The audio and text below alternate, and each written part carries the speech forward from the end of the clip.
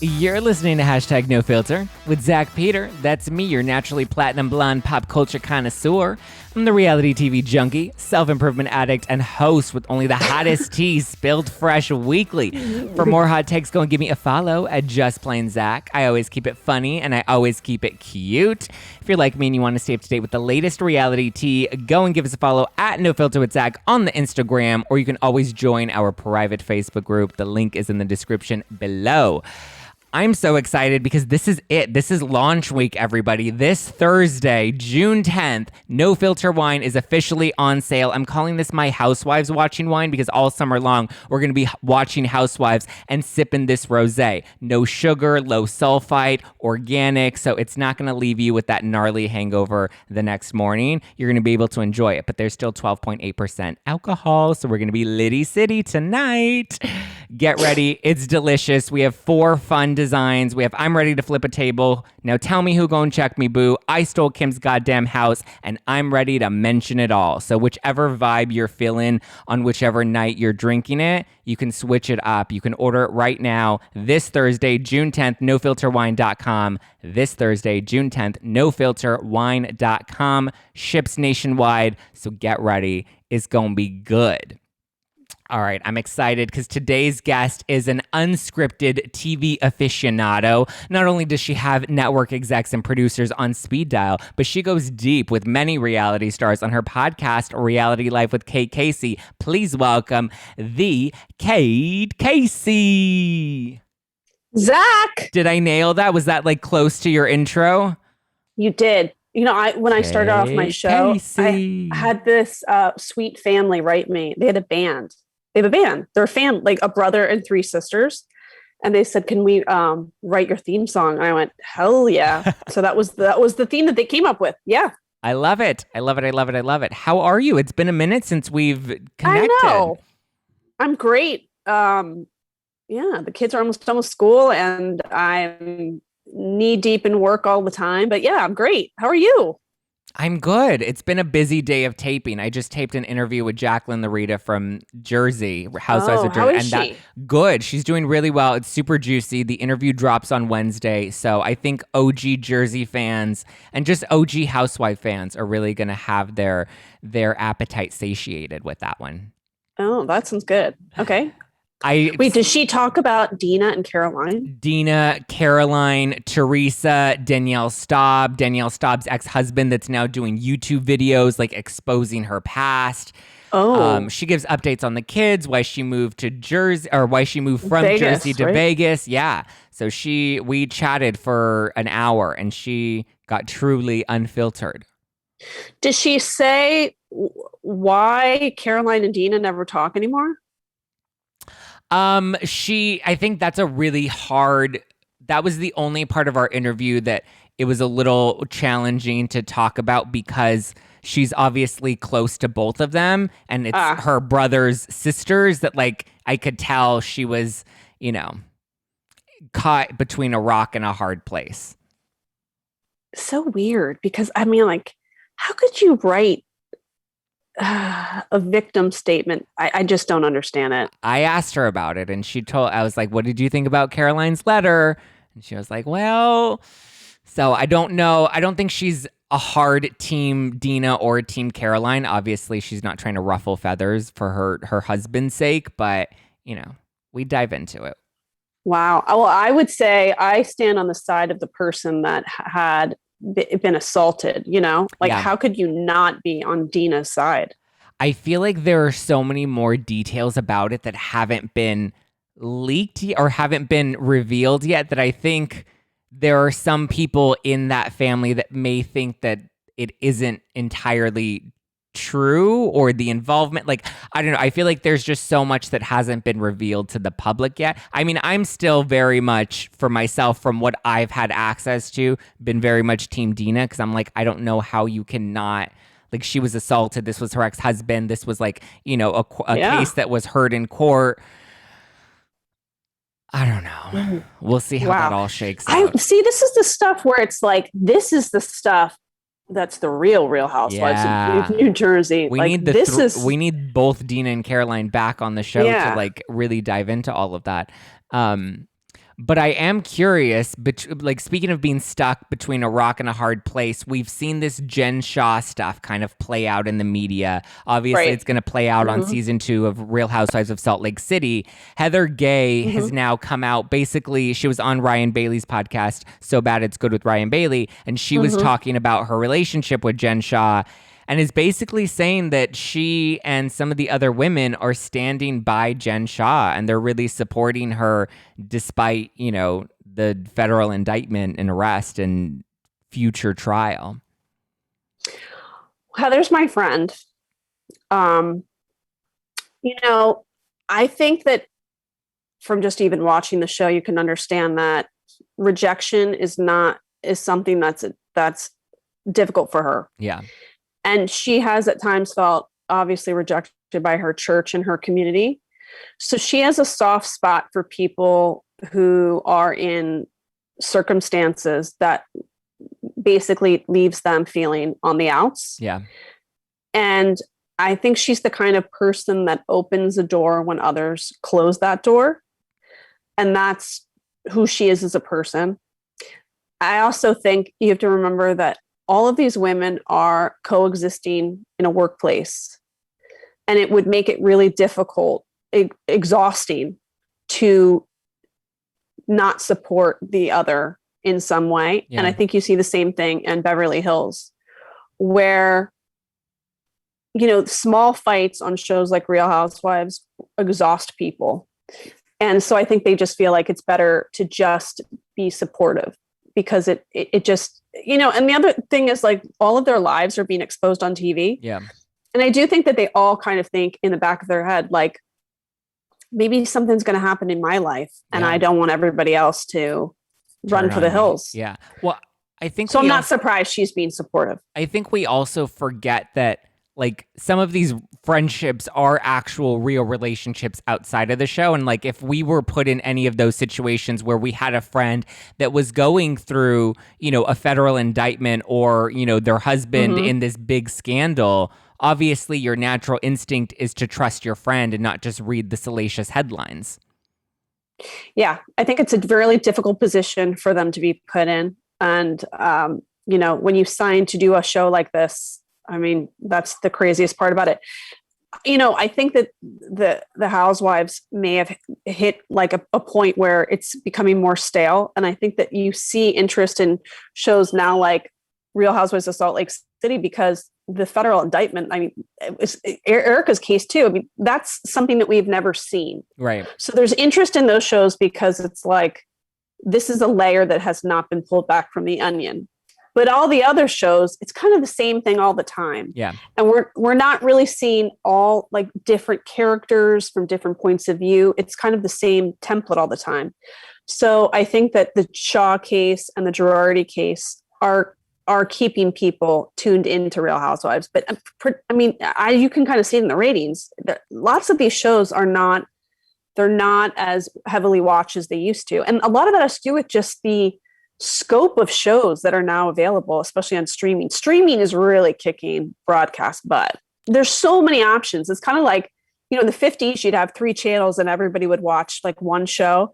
I mean, those days of the Real Housewives of blah, blah, blah, getting like millions and millions of views or watch, you know, every week, I think those days are kind of over. Do you also feel like, because Bethany, when she left New York, when she left Housewives of New York, she said that she thinks that the reason the ratings dipped after she left was because the shows just don't inspire people anymore, especially considering the heavy year that we had in 2020, that like people don't want to watch wealthy women flaunt their wealth or fight over who's going to be on time for lunch or, you know, waiting 45 minutes at a restaurant. Like these things that at once were kind of fun escapism, they're becoming less shiny to us. Well, I do think when she did, for sure. And I think during the pandemic, when you have people who are suffering, yeah, that's the last thing you want to see. But people do like, they still like escapism. But what I think it's more about is that the show has not really changed that much in 15 years. I mean, we barely see diversity. Yeah. It's not really a modern show anymore. So people are looking for other shows that are more modern because it's just stale. I mean, that's the burden of shows like Real Housewives and The Bachelor, is that you consistently as producers have to come up with new ways to keep it fresh. And, after 15, 16, 17 years, you run out of ideas. So, I mean, they should be thanking Erica and Jen because they should be thanking Madison on Southern Charm for FaceTiming with A-Rod. And, not to toot my own horn, but I did have the interview with Danny where she confirmed that. But that, the ratings for that first part of that reunion were kind of lackluster. Yeah. Then by Monday, that story, it starts to kind of, Sunday and Monday. And then Wednesday, it's confirmed that it's A-Rod.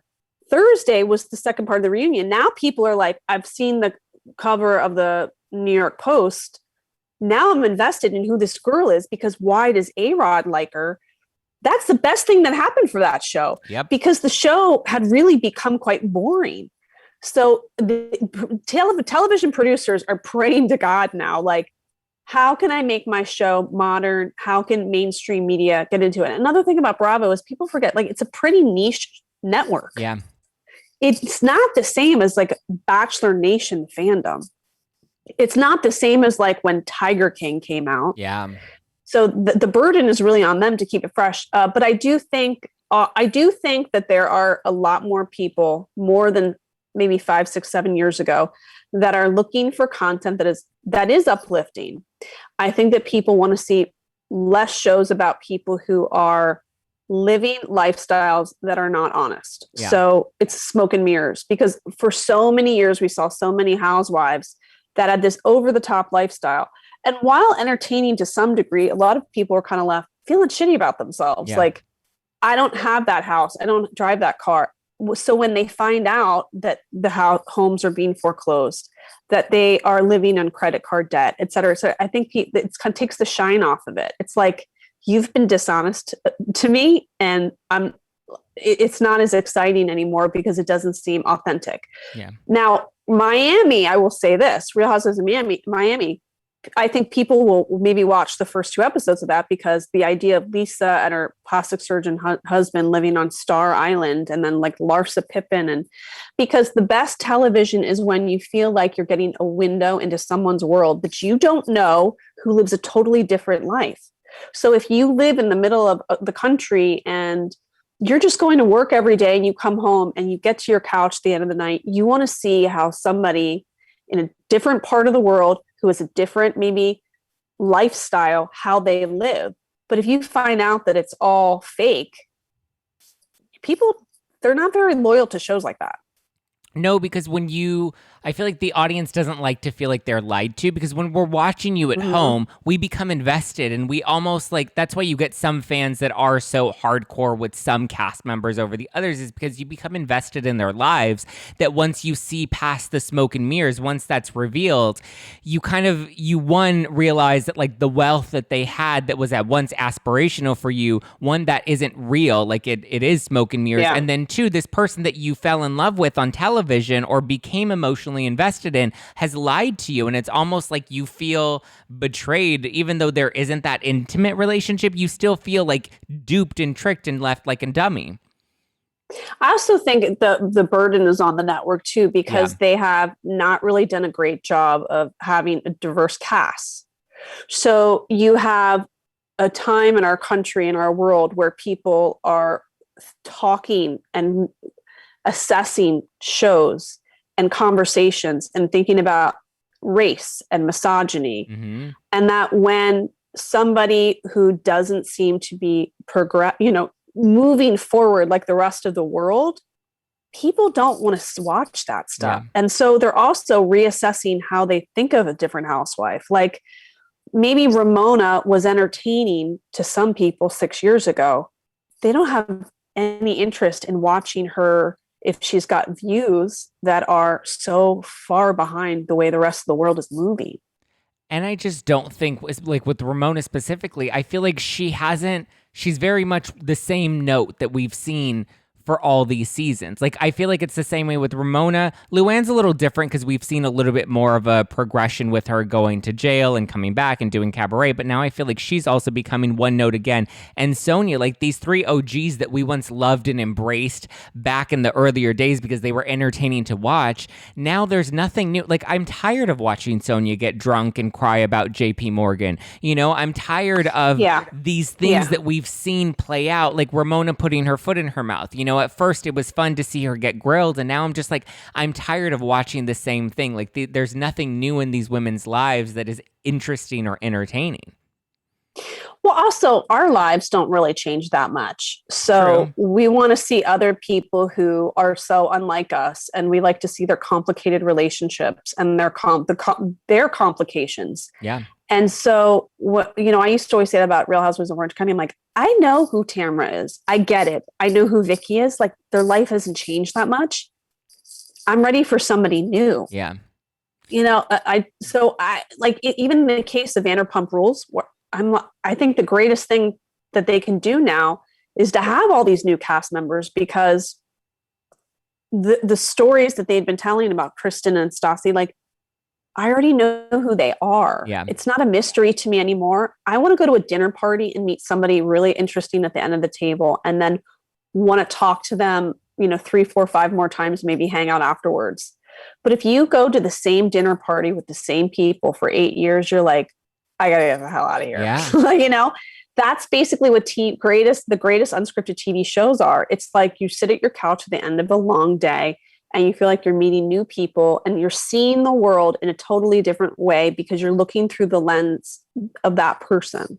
So that's the great TV. I want to talk to you about Vanderpump Rules, though, because I feel like the reason a lot of fans didn't enjoy the last season is because you brought in all of these newbies, but there was no real connection or like bridge to the OG cast. So you're like, am I getting to know all these new people or am I keeping up with the cast? It felt like two different shows that I think Vanderpump Rules, like I personally think they should have just sent the OG cast off to sail off into the sunset, maybe give them a couple little cameos to satiate the fans that really loved the old seasons of Vanderpump, but we needed to kind of revamp, because I don't think that model is bad of like getting to know these hustlers in Los Angeles that are waiting tables trying to build a career in entertainment. I think that there's still an element that's compelling, especially now post-pandemic world where that whole restaurant industry has been turned upside down and people's lives in entertainment, like actors, hosts,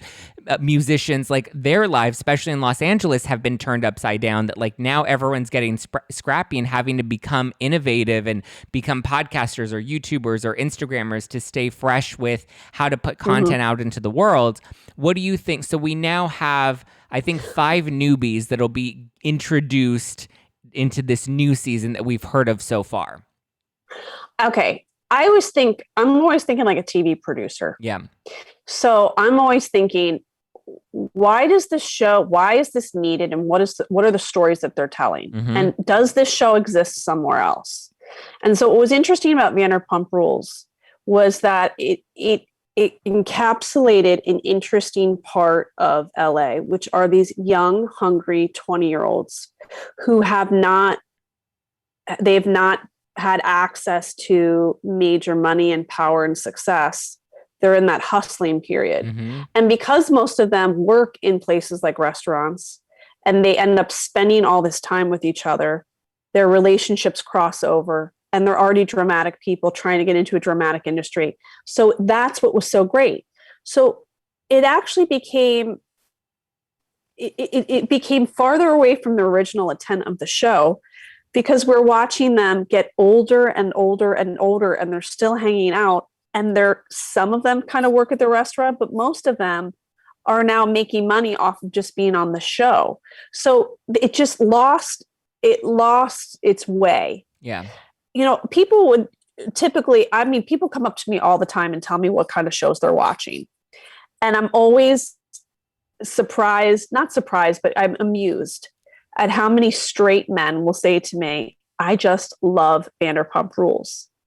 And it's hard. I don't hear that much about Housewives or anything. And I think Vanderpump Rules was like a great show because it hit so many notes for people.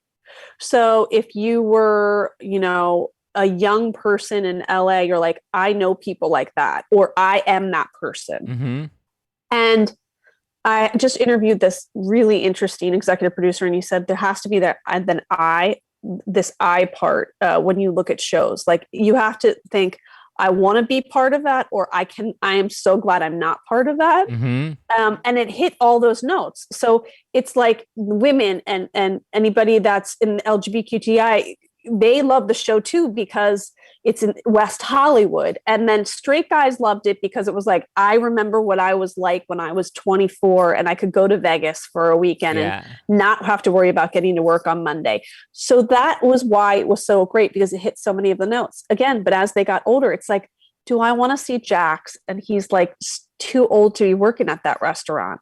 And now they're all having kids, and it's not what it used to be. And people don't watch that and go, I know people like that, and I would want to be on that show, or I'm so glad I'm not part of that show. It's too much of I'm so glad I'm not part of that show and not the other things. So that's the problem with the show. So I think it's actually a great thing. It was a blessing in disguise that they had to retool the show, because I think it actually could be great. And by the looks of the people that they're getting, it's a way more progressive show. Yeah. So we have Ryan, who was a former cast member on MTV's Are You the One? We have Jesse, who has been a longtime friend of the OGs, which I think can kind of bridge the newbies with the familiar faces that we've already known and seen for a really long time. Then we have Olivia, who I heard was trying to date Max last season, and she's been trying to get on the show for quite a while, and they're finally throwing her a bone and giving her some camera time. And then we have two new women. We have Mia and Jessica that just started working at the restaurant. Whether or not they actually work at the restaurant, from what I've heard, they just are picking up scenes. And one of them's a model, and one of them I think is an actress, and they're both, living in Los Angeles trying to make that LA. But I'm okay. Happen. I'm okay with that if they're only picking up a couple shifts, because that is authentic storytelling. Because I don't think they're picking up shifts at the restaurant, though. I think they're filming scenes because from what I've heard about Vanderpump, they're not allowed to film in the restaurants yet. So the only days they're filming with the cast in the restaurant are on the days that the restaurant's closed, and so they're hiring paid extras to fill in as patrons to kind of create those scenes to make it look like they're actually working at the restaurant. But from what I've heard from other employees, we'll see how that plays out. Yeah, I've heard from other employees at the restaurants that they haven't actually seen or worked with them when the restaurant is actually open, but they are filming there like on Tuesdays and Mondays, I think, are the days the restaurant's closed, and that's when they'll have a closed set and they'll film Vanderpump Rules. Well, I mean, before we know it, everyone's just going to be out in restaurants in like a week in California. So I think that they could possibly just even scrap all of the stuff they've already filmed. I think because people do not want to see anything that has to do with that period of our lives. Yeah. They want to move into the future. They want to see people out and enjoying themselves, dining al fresco. And so they might actually just go, fuck it. Let's just get rid of all of that. Do you think the show will be back this fall? That's when Bravo announced that it's coming back. And I feel like... Yeah, for sure. They started filming May 4th, so it will be. I just feel like that's such a quick turnaround time. Usually we wait like months between when they wrap the series and when it actually airs. But it's kind of better. I think it's better. When we wait for months, it's like, everything that happened before it even airs. Yeah. So it's sort of like... I mean, that's the burden too of these, and also it's one episode a week. Yeah. This is their mistake. They have to change their whole thing. They have to just throw 10 episodes at us. Peacock's website would shut down if they were like, here are the 10 episodes this season of Vanderpump, and you would binge it like they do Netflix. Are you excited for the Housewives All-Stars mashup, whatever it's going to be titled series?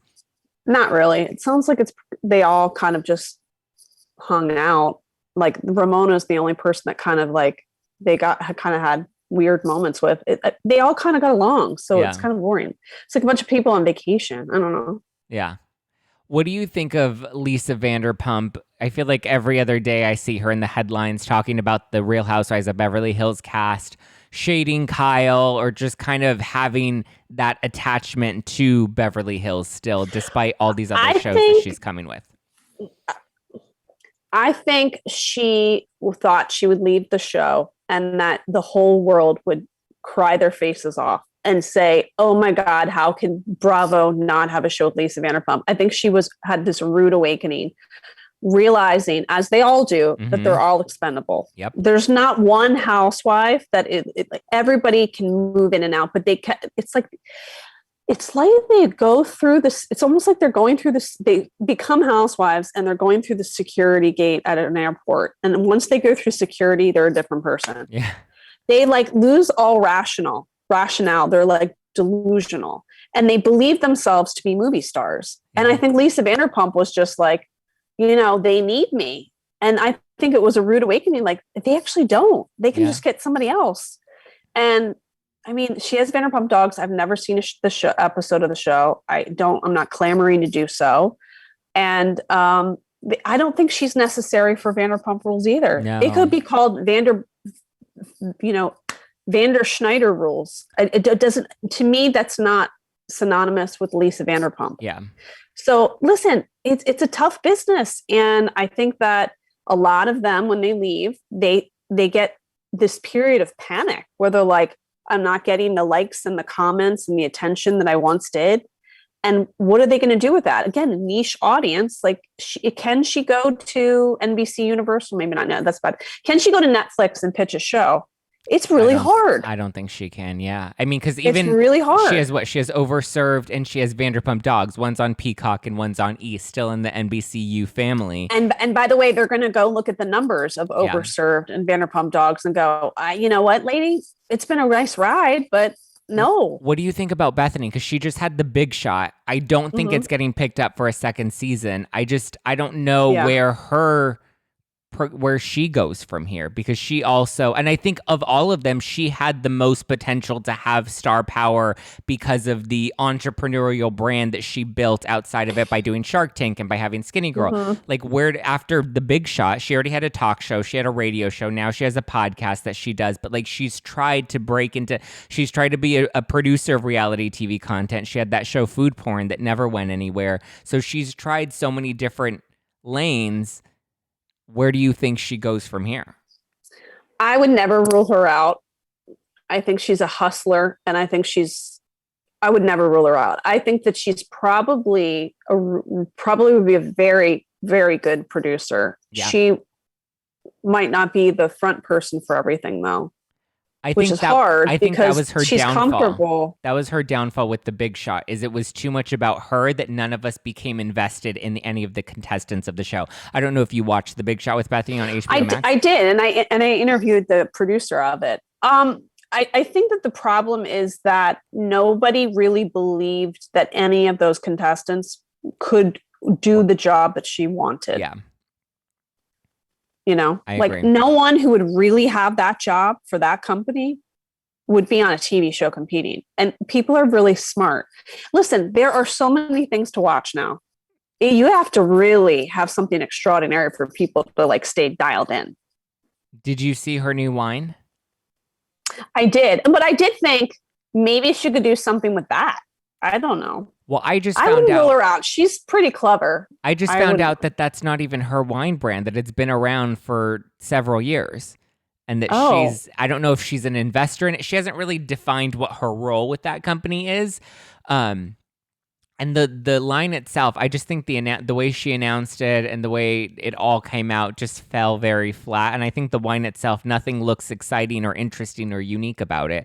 That I was a little disappointed, considering she was so disruptive when she brought us the Skinny Girl Margarita, that I just thought her next big venture would be Well, the liquor industry is really, really, really difficult to get into. I think that this is the burden on all of these cast members.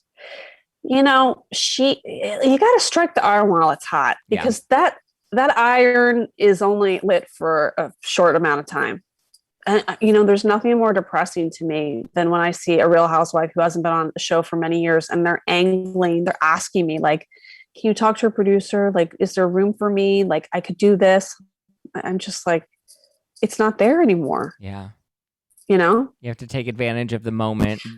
Milk it. But a lot of times it's because they're typically people who, very few have businesses before they're on the show. a lot of them never had professional experience. So it's like their first job and they have this fame and this access to opportunities. And then it's like you're cut off and they don't know how to cope. They're like, well, wait a minute. And it's like, yeah, this is the way the world works. You're going to be let go and then you got to get another job. Yeah. And they're like, well, what's the next job? I'm like, you tell me, friend, because you just went on television and like took your top off and, you know, did all this crazy stuff. Like, this is the world we all live in. Welcome. Yeah. Welcome. And then but I think they also get so addicted to the fame aspect of it that they're like, obsessed. I'm not ready to not be on television. No. Oh, no. And I mean, I'll be out sometimes with them and they're just like looking past you to see who's paying attention to them. Yeah. It's wild. It's why I feel like I'll come home and my husband will be like, how was it? I'm like, I don't know. It's weird to be around reality stars. Who would you I'm say? not just saying housewives. I'm saying like, I've been around every kind of reality star and it's like I said, it's like they go through the airport security and then they're never the same again. Can you tell me who the most bizarre was that you've interacted? The most bizarre, like the person I hated the most, maybe? Yeah, or just had the worst experience with.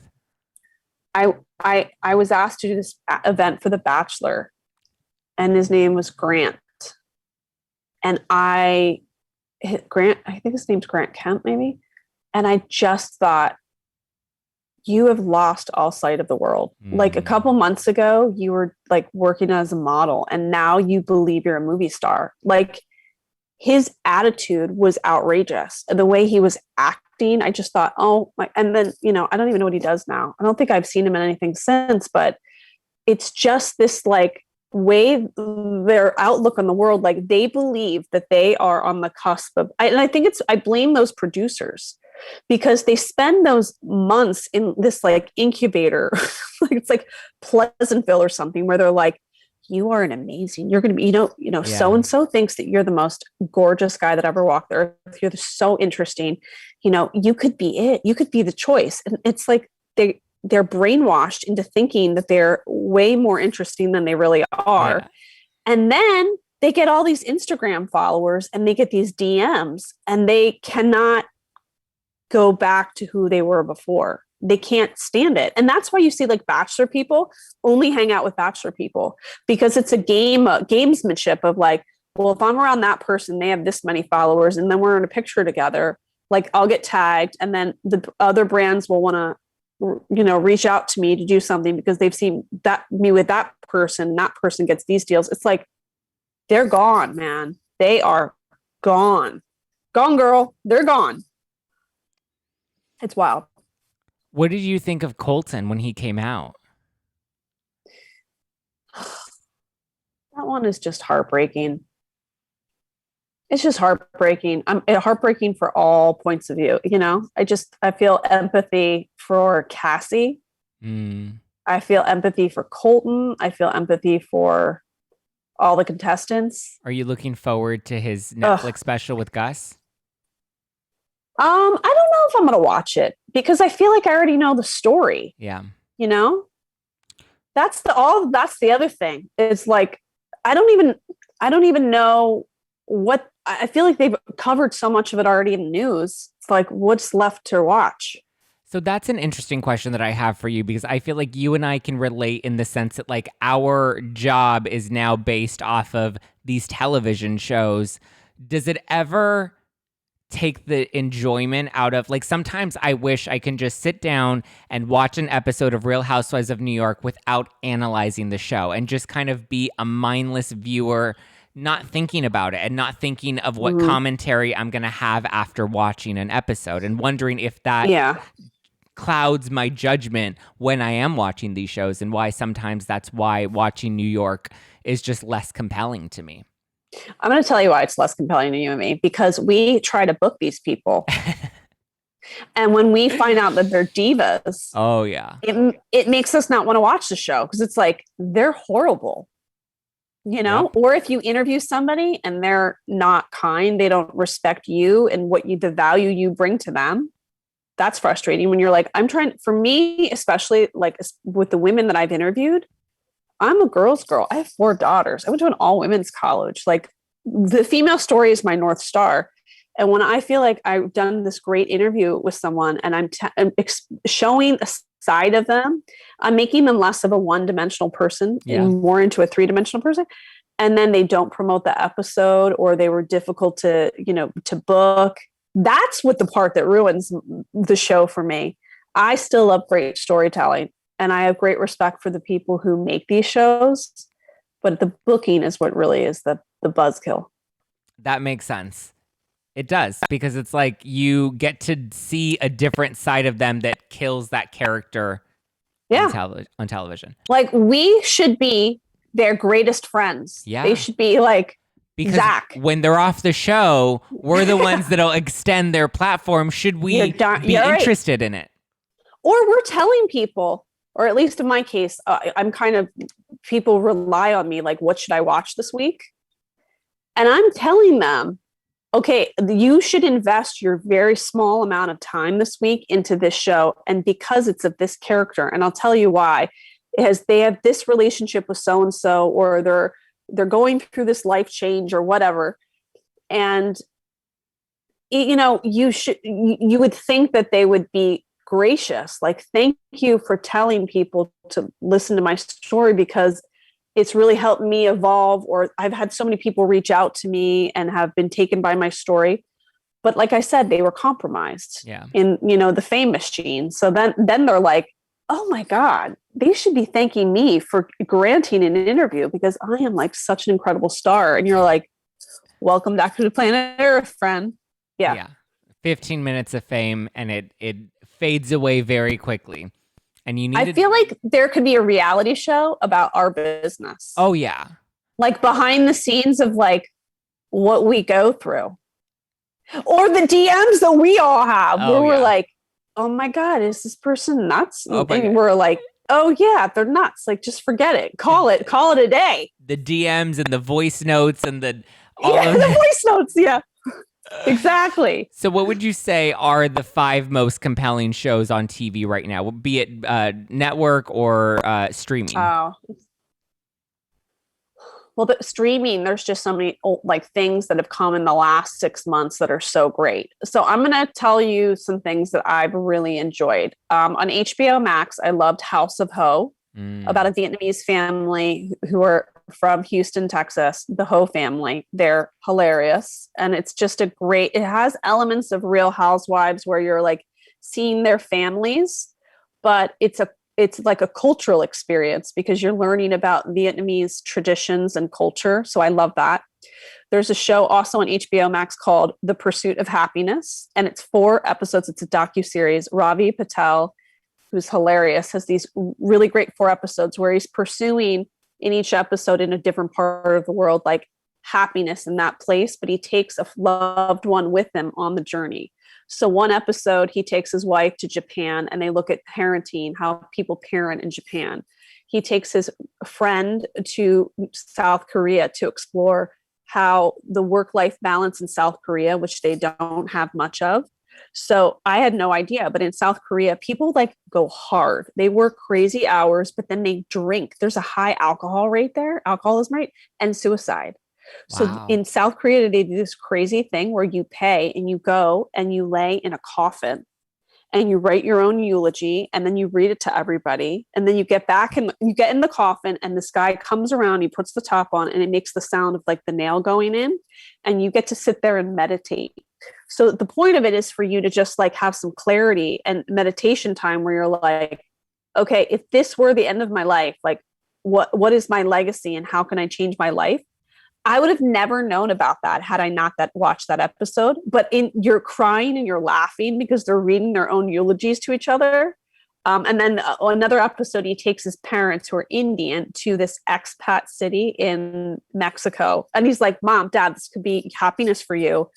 And his parents, who are hilarious, are at this family's home in Mexico and making food with them and then going out for drinks. And it made me just laugh. So I was laughing, then I was crying. I turned to my husband after the 4th episode. I go, this is one of the greatest shows I've ever seen. And so that's on HBO Max. They're both on HBO Max. Okay. An HBO true crime series to watch is Murder on Middle Beach. And over the course of like 5 episodes, the director, Madison's mother, was murdered. And he takes you through the sequence of events, and you're kind of left to figure out who killed his mom, Barbara. There's a really good show on Discovery Plus called Pig Royalty, about 2 families that compete against each other in pig showing in Texas. And you're like, pig showing, but they're like Dynasty. It's like these really interesting, rich characters, and the pig showing I didn't know anything about, and it's this like really lucrative business in Texas. So, I mean, as you can see, I really like shows where I'm learning about something new and about other people, but I mean, the people are just hysterical. And what else do I love? I loved The Last Dance on ESPN. It's over 6 months, but I mean, if you like sports, you got to go watch that, because it's about the Bulls' final season when they won the last championship. And it goes into the pathology of Michael Jordan, who's fascinating. HBO had a great documentary on Tiger Woods that I recommend. Oh my gosh, there's so many shows. I am actually excited about the next few episodes of Real Housewives of New York. Okay. I do. I think that they're missing a housewife. Yeah. I think they don't have enough. I think that they should bring Tinsley back, because I think she softens Leah and Leah makes her more fun. The problem is Tinsley really lives in Palm Beach, so she'd have to move to New York. But I think that they need to add another 1 or 2. I think Real Housewives of Orange County needs a totally new cast. Maybe keep 1 or 2, but a lot of new people. Who would you keep? I think they need to bring back Heather Dubrow. Yes, I love Heather. If you have Heather Dubrow, you have unfinished business with Shannon. You keep Bronwyn because she is an interesting friend that they should hire. And then because of that new hire, they can get 2 more women that are at this very exclusive mothers of they have kids in this exclusive school. So it's like a whole, the problem sometimes with Housewives too is people will tell me, I would be on that show, but I don't want to be on a show with those women. Yeah. So they have to really get rid of a lot to get new women, which is kind of the burden on the casting team too. And I think they need a lot of new cast members in Dallas too. I'm always just thinking, I think in terms of a producer all the time. So I think I'm looking at shows different than other people, because my mind is to what's the overall feel of the show? What's the story we're telling? And I'm not paying as much to the singular characters. Like, for example, in Real Housewives of Beverly Hills, people are like, God, Sutton sucks. And I always say, but they need her, because that's the story has to be told of a very wealthy financial services wife. And Crystal is essential because she is the wife of a very famous producer. She classes up the joint because this is like a level other parts of the country, we can't even understand what it must be like to be living in Beverly Hills circles. Yeah. And Kyle is essential because she was a child actress who knows everybody in Hollywood. Like Kathy is amazing because her husband is like sitting on this real estate empire, who is part of the Hilton family, who is connected to Elizabeth Taylor. We're going like old school Hollywood. So all of those women are telling a specific story. So even if you hate them, they're part of the bigger picture, the umbrella of like, who are the women who live in this city, and Beverly Hills. Those are the women you're going to find in Orange County, Miami. Who are the women who live in Miami? You got to have a plastic surgeon's wife. You're going to have someone like Larsa who's married to a professional athlete or the ex-athlete. Like, those are the stories I want to, like in Miami, you want to have like a Cuban matriarch of like some wealthy, like socialite, that kind of thing. Those are the stories we want to see. So I'm kind of excited about new hires. I think there's going to be a lot of new hires in Bravo sphere. Would you ever produce reality TV? Like, is that a future Yes, that's what I'm career. moving. Yeah, I'm doing that now. I actually have television projects. Yeah, that is really what has been the greatest blessing of my show is working in this space, cultivating relationships with so many producers. And I think that I have a really good idea of what people are hungry for. And so I'm really excited to be doing that in the next year. That's good. And you've built an incredible community. Your Facebook group is like my daily check-in that I have to go in to see what people are interested in, what stories are like getting them excited, like, and just listening and following the conversations that people are having about these shows too. I love your Facebook group. You have a great podcast. I'm always so grateful for your time coming on my show.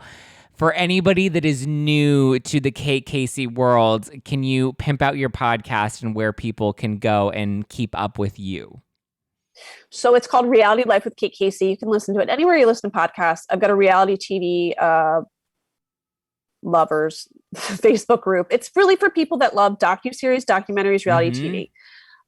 You can find me on Twitter at Kate Casey. I tweet about shows and during shows. At Kate Casey CA is my Instagram. You can see what I'm watching each week. And I do put a list out every week of what to watch. Yes, you do. And that comes out every Monday. And I'm going to give you like 8 options. I'm always in Clubhouse at Kate Casey. My TikTok it's Kate Casey. I have a Patreon with both bonus episodes. And that's patreon.com/ Kate Casey. I'm here for you, and I'm here for Flip a Table. I like that drink. Yes. Your wine is on the way, so you will be receiving it in the next couple of days. They went out on Friday, so you can... Where do I enjoy this? Where's the perfect place for me to enjoy this? Are we talking like by a pool, by the beach? Do I take it to the beach? You can take it to the beach. So they're versatile and they're tiny, where you can sneak it into your Uber, you can throw it in your purse. I mean, originally it was designed to like... You can do like the ultimate night in. You're at home, you have your popcorn, you have your snacks, and you're ready to just binge all of your programs. Be it Housewives, be it Netflix, like whatever night you have is like, everyone has a binge night or that night where they catch up on their shows for the week. That's originally what the wine was designed for, was that night in. You can enjoy it with your girlfriends, or you can just enjoy it solo as you're in the chat sphere talking to all the other reality TV junkies. But it's also designed to take out. It's poolside. It's a can, so you can take it by the water so that it's not glass that'll be breaking, where you'll have to worry about having that by a pool. But they're easy, they're compact, and they're just fun. I'm really proud of you. Thank you. You're working really hard, and you should know that, you know, people are grateful for the work you do and for the entertainment you give them. Thank you. And it's been worth it to work this hard. Yeah. It's been worth it. I appreciate that so much. Good job, Zach. Especially coming from you. I really appreciate that. Kate, thank you for chatting with me on #NoFilter with Zack Peter. Mm-hmm. Everyone needs to go and check out Reality Life with Kate Casey. You're going to love it. She interviews producers, she interviews directors, she interviews reality stars. She goes deep, and we really get to see that behind the curtain of Hollywood and just of entertainment that you don't always get to see on screen. So, Kate, I can't wait to see what content you bring to the world beyond the podcast over the next 10 years. I know you're going to be an incredible producer. I can just already see it. The secret is manifesting already. Yeah. Thank you guys for listening to #NoFilter with Zack Peter. You can give me a follow at JustPlainZack or at NoFilter with Zack to keep up with the show and all the latest tea. Please give us a 5-star review, because Kate and I do this and we love doing this, and those reviews really do make a difference. I know a lot of them have come in for me over the past week, and I'm so grateful. There are going to be way more podcast collabs to come all summer long. Stay tuned. I did Unpopular with Zack Peterson. I did his podcast. He was on my show a couple weeks ago, so head over to his account. Love him. And be sure to check out and support Kate Casey. Give us a follow on the gram and on all social medias. We have lots of good content to share. And get my new No Filter Housewives Watching Wine on sale June 10th at nofilterwine.com. Bye.